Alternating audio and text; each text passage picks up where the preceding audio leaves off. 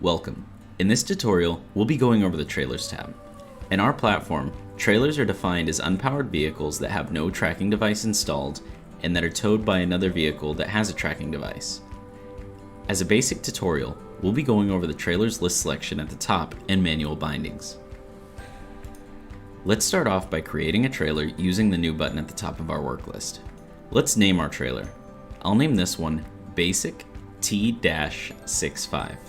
For the icon, I'll select the picture of my trailer from my local files on the computer.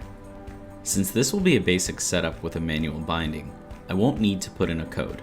In the advanced tutorial, we'll go over automatic binding and how that works into it.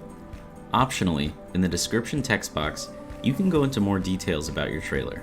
The exclusive option is an advanced feature related to automatic binding, and it will be revised in the advanced tutorial for trailers. Custom fields are useful in the fact that you can add uniform descriptions to your trailers.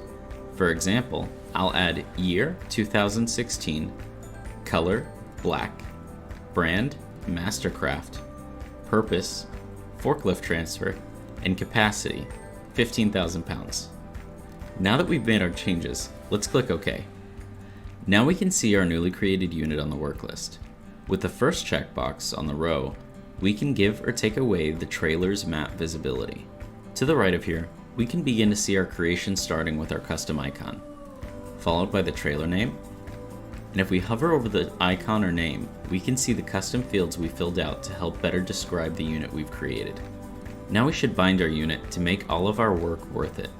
First, click on the binding chain and then we'll select our unit.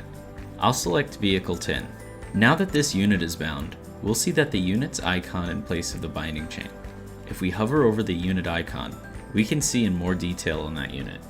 The second thing that happens when you hover over the unit icon is that the unit icon turns into a red breaking chain.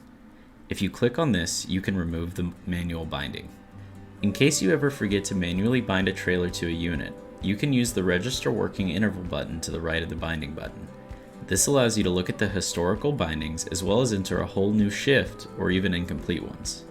Just select the data and time range at the top and hit Show. At the bottom, let's hit Register Shift. Now, let's select the unit it was bound to. In my case, it's Vehicle 10. To register an incomplete shift, we'll only need to fill out the shift beginning. Although if the shift is already completed, we can use the shift end by activating its checkbox and filling out the end time as well. Now let's get out of these windows by selecting OK in the shift registration and manual binding and history windows. This will ensure all of our information is saved. If you need to go back and edit anything about one of your trailers, you can easily go back and edit by selecting the trailer properties wrench here. If you have a trailer that shares similar properties, you can clone it by using the copy feature. And if a trailer no longer exists, or if you accidentally copy one too many times, you can select the red X here to delete it. Congratulations and thank you for completing our tutorial on the Trailers tab. I hope by now you feel a little more at ease when operating through our platform. To further extend your knowledge on our platform, check out our other video tutorials. I'll see you next time.